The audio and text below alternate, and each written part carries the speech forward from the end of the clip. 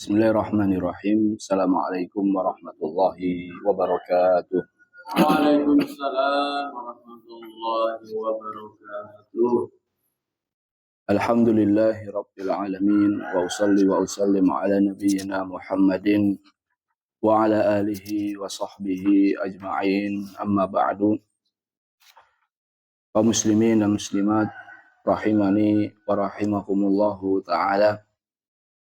Pada kesempatan pagi yang berbahagia ini, marilah kita senantiasa bersyukur kepada Allah Azza wa Jalla atas limpahan nikmat yang Allah Ta'ala berikan kepada kita, sehingga pada kesempatan pagi hari ini dengan nikmat dan karunia dari Allah Ta'ala kita dapat kembali membaca hadis-hadis yang dikumpulkan oleh Nabi Sallallahu Alaihi Wasallam, yang dikumpulkan oleh Al-Imam Abdul Ghani Al-Maqdisi rahimahullahu Ta'ala dalam kitab beliau Umdatul Ahkam.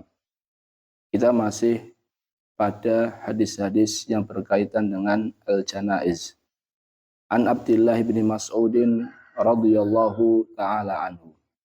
Dari Abdullah bin Mas'ud, semoga Allah taala meridainya, anin Nabi sallallahu alaihi wasallam annahu qala. Dari Nabi sallallahu alaihi wasallam bahwasannya beliau bersabda, laisa minna man darabal khududa. Bukan termasuk dari golongan kami siapa yang ketika terkena musibah dia memukul-mukul pipi. Wasyaqqal juyuba, merobek kerah baju. Wada'a bid'wal jahiliyah, dan menyeru dengan seruan-seruan jahiliyah. Jadi kata Nabi Shallallahu Alaihi Wasallam, tidak termasuk golongan kami orang-orang yang ketika kena musibah, di antaranya ditinggal wafat oleh orang yang tercinta, dia melakukan niyahah. Di antara bentuk niyahah, darabal khudud, memukul pipi. Wasyaqqal juyub, merobek kerah baju. Wada'a bid'wal jahiliyah, dan menyeru dengan seruan-seruan jahiliyah. Hadis riwayat Bukhari dan Muslim. Kaum muslimin dan muslimat rahimani wa rahimakumullah ta'ala. Hadis ini secara kandungan mirip dengan hadis yang pernah kita bahas, yang dimana Nabi Shallallahu Alaihi Wasallam pernah bersabda, anna Rasulullah Shallallahu Alaihi Wasallam bari'a minas saliqah wal haliqah wasyaqah.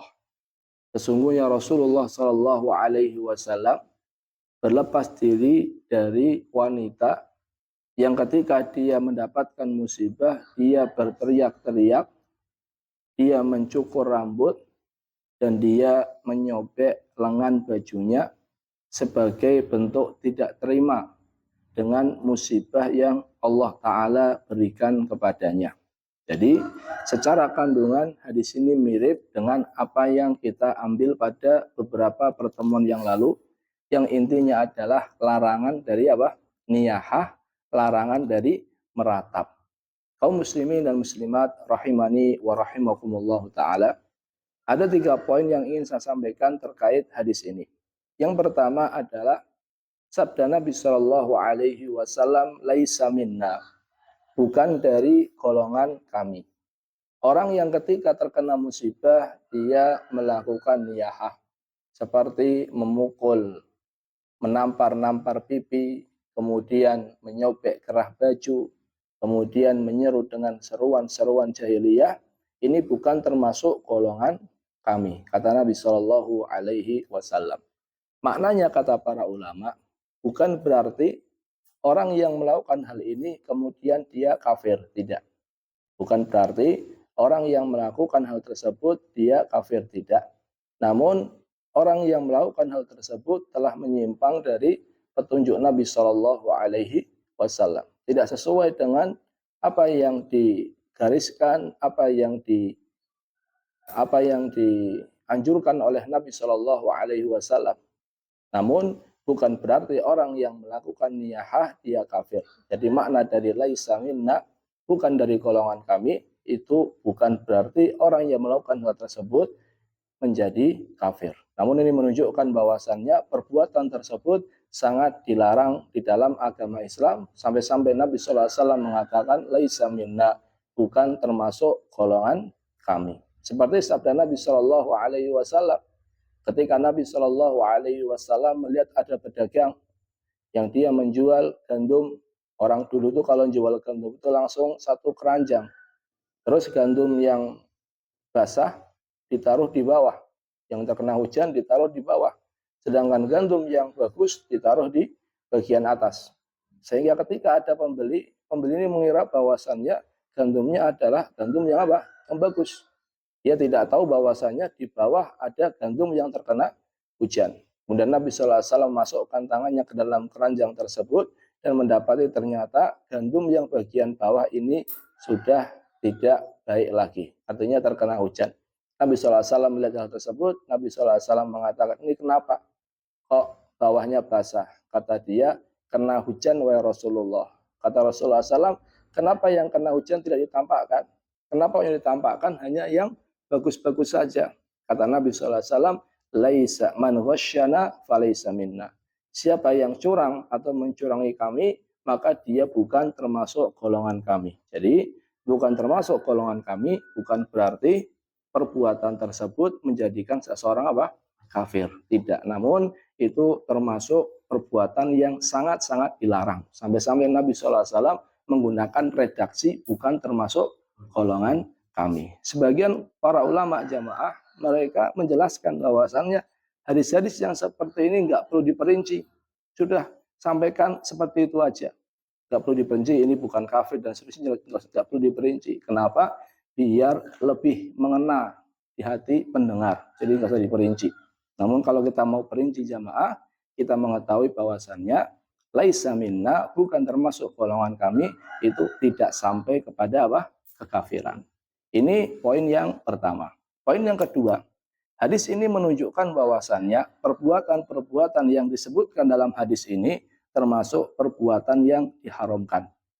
Ketika terkena musibah, menampar-nampar pipi, kemudian menyobek-nyobek kerah baju, menyeru dengan seruan jahiliyah, ini termasuk hal-hal yang diharamkan.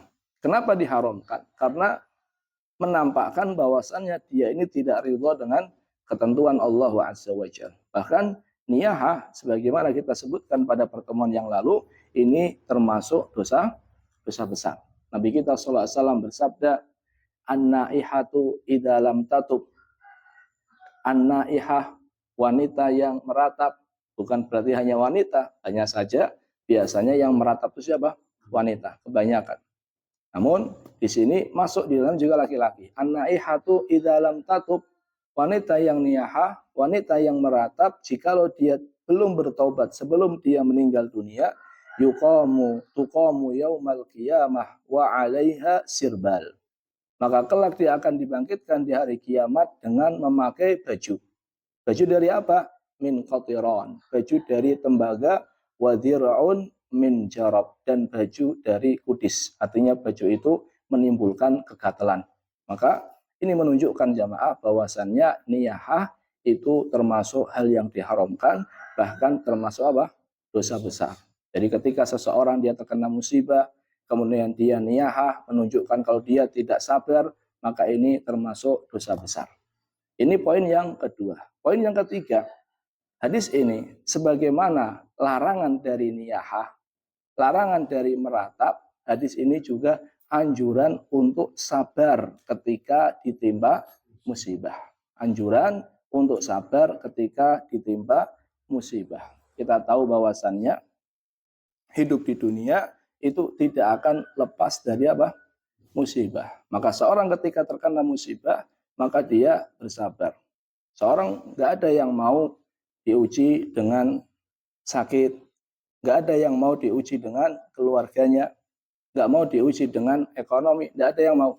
Siapapun pasti nggak mau diuji dengan ujian-ujian tersebut. Namun ketika terkena ujian, maka sikapnya, kewajibannya adalah bersabar. Karena kenapa? Karena inilah perintah dari Allah Azza wa Jalla, perintah dari Rasulullah SAW, dan Allah Ta'ala menjanjikan bagi orang yang bersabar pahala yang sangat besar. Kaum muslimin dan muslimat rahimani wa rahimakumullah taala. Para ulama menyebutkan ada 4 model manusia ketika terkena musibah. Jadi manusia ketika terkena musibah jamaah itu terbagi menjadi 4. Yang pertama adalah orang yang ketika terkena musibah dia jaza. Dia tidak terima dan dia at-tasakhut, marah-marah. Jadi terkena musibah, dia tidak terima dan dia marah-marah. Ini orang yang pertama. Dan ini termasuk hal yang diharamkan. Jadi model pertama jamaah adalah orang ketika terkena musibah, dia tidak terima dan dia marah-marah. Dan ini termasuk perbuatan yang diharamkan. Orang yang seperti ini jamaah, maka dia sudah terkena musibah, dia juga mendapatkan murka dari Allah Ta'ala. Istilahnya, sudah jatuh ketimpa tangga. Nabi kita Shallallahu Alaihi Wasallam bersabda, Inna idhamal jaza ma'a idhamil bala. Sesungguhnya besarnya pahala itu sebanding dengan besarnya ujian. Wa inna Allah Ta'ala idha ahabba qawman ibtalahum. Dan sesungguhnya Allah Azza wa Jalla apabila mencintai suatu kaum, maka Allah Ta'ala akan menguji mereka. Kemudian kata Nabi, man sakhita falahu sukhtu. Siapa yang tidak terima, siapa yang murka, siapa yang marah-marah, maka baginya murka Allah Ta'ala. Ini model orang yang pertama ketika terkena musibah. Dia marah-marah, dia nggak terima, maka yang seperti ini jamaah, sudah kena musibah, dapat juga murka dari Allah Ta'ala. Yang kedua adalah sabar. Jadi orang yang kedua, ketika ditimpa musibah, dia bisa sabar. Apa itu sabar? Sabar itu adalah habsun nafas, menahan diri, menahan lisannya. Jadi mengucapkan hal-hal yang menunjukkan bahwasanya dia tidak ridho dengan takdir. Menahan anggota tubuh dari melakukan hal-hal yang menunjukkan bahwasannya dia tidak ridho dengan takdir. Jadi sabar itu bukan berarti dia tidak sedih. Bukan berarti dia tidak merasa berat dengan ujian tersebut. Tetap dia merasa berat, tetap dia merasa sedih. Namun dia berusaha untuk menjaga lisannya dari mengucapkan hal-hal yang terlarang, menjaga anggota tubuh yang lainnya dari melakukan hal-hal yang terlarang. Berat bagi dia sebenarnya, dia nggak senang diuji dengan hal tersebut, namun dia berusaha sabar. Dan ini hukumnya wajib. Kalau tadi marah-marah hukumnya haram. Kalau sabar hukumnya wajib. Dan ini pahalanya sangat besar jemaah. Kita sering mendengar firman Allah Ta'ala, innama yuwaffas sabiruna ajrahum bighairi hisab. Orang-orang yang sabar itu pahalanya akan disempurnakan tanpa batas. Ini model orang yang pertama. Tadi yang pertama adalah orang ketika terkena musibah dia marah-marah. Ini haram. Yang kedua, orang ketika terkena musibah dia sabar. Ini hukumnya wajib dan pahalanya besar. Yang ketiga jamaah, ini tingkatan yang lebih tinggi lagi. Ar-ridho, ridho dengan apa yang menimpa dia. Wa alla yakuna fi qalbihi tahassur. Di hatinya tidak ada penyesalan. Jadi ketika terima musibah dia ridho, di hatinya tidak ada penyesalan yang mendalam. Dan dia tidak peduli dengan apa yang menimpa dia. Kalau ini lebih tinggi lagi dari sabar jemaah. Kalau sabar tadi di hatinya masih berat. Tidak senang dia dengan ujian tersebut. Namun tingkatan yang di atasnya diuji dia malah ridho. Dan ini hukumnya adalah sunnah. Jadi yang wajib itu sabar. Tapi kalau sampai derajat ridho, ini derajat yang lebih tinggi, namun tidak wajib, hanya sampai sunnah. Kata Nabi Shallallahu Alaihi Wasallam, faman radhiya falahur ridho. Siapa yang ridho ketika mendapatkan ujian, maka Allah Ta'ala akan ridho kepada dia. Ini model orang yang ketiga ketika terkena musibah, yaitu ridho. Dan lebih tinggi kedudukannya daripada orang yang sabar. Tingkatan yang keempat atau model orang yang keempat, ini lebih tinggi lagi jamaah. Ketika terkena musibah, dia bersyukur. Ketika terkena musibah, dia bersyukur. Padahal sabar aja sudah sudah berat. Ridho saja sudah berat, apalagi bersyukur. Jadi terkena musibah dia malah bersyukur. Padahal kan biasanya bersyukur itu ketika mendapatkan nikmat. Tapi ini ketika mendapatkan musibah, mendapatkan hal yang kurang menyenangkan bagi dia, dia malah bersyukur kepada Allah Ta'ala. Ini tingkatan yang paling tinggi. Kenapa dia bisa bersyukur? Li'anna fiha manafi' min takfiridz dzunub wa rif'atidz darajat. Karena dia meyakini bahwasannya di balik musibah ini Allah Ta'ala akan menghapuskan dosa-dosanya. Di balik musibah ini Allah Ta'ala akan meninggikan derajatnya. Sehingga dia ketika mendapatkan musibah, dia melihat sisi lain. Betul ada hal yang kurang dia sukai, tapi dia berharap dosa-dosanya diampuni, dia berharap derajatnya ditinggikan sehingga dia bersyukur. Jadi jamaah, tingkatan orang yang terkena musibah, itu yang pertama adalah apa? Marah-marah. Ini hukumnya apa? Haram. Yang kedua apa? Sabar. Ini hukumnya wajib. Berat bagi dia tapi dia bersabar. Yang ketiga adalah apa? Ridho. Ini hukumnya sunnah, nggak sampai wajib. Lebih tinggi dari sabar. Dan yang keempat yang paling tinggi apa jamaah? Bersyukur. Wallahu ta'ala alam bisawab. Semoga bermanfaat. Terima kasih atas perhatiannya. Kita tutup dengan doa kafaratul majlis. Subhanakallahumma bihamdika asyhadu an la ilaha illa anta astaghfiruka wa atubu ilaik. Assalamualaikum warahmatullahi wabarakatuh. Waalaikumsalam.